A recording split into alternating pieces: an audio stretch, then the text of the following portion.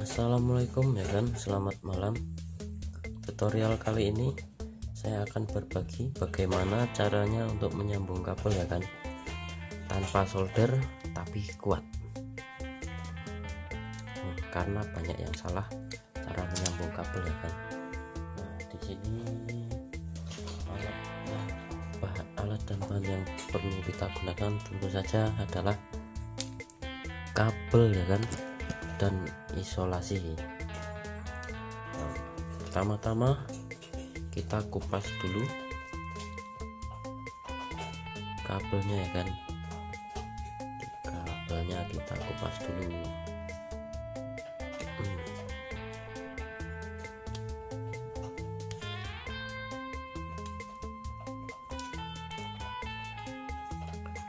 Dua ujung kabel kita kupas.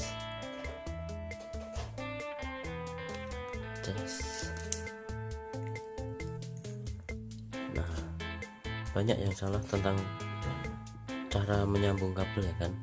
Nah, ini bisa diaplikasikan untuk semua elektronik ya kan. Nah, kayak gini tuh salah kan. Ini mudah lepas ya kan kalau ditarik. Nah, terus cara yang paling efektif adalah menyambung dengan cara kita silang kan. Nah, ini kalau udah dipelintir, nah, kita lipat ya, kita lipat gini kan. Apalagi ini buat menyambung kabel motor sangat kuat, sederhana tapi kuat kan. Nah, tanpa disolder pun ini sambungan ini kuat 100% ya kan. Kalau udah dirapikan ya kan, potong ujungnya.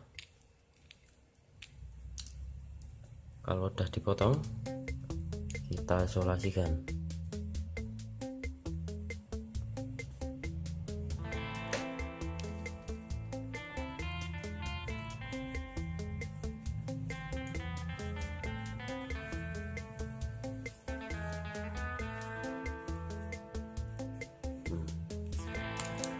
Sangat sederhana bukan? Sederhana tapi kuat kan. Semoga bermanfaat ya kan.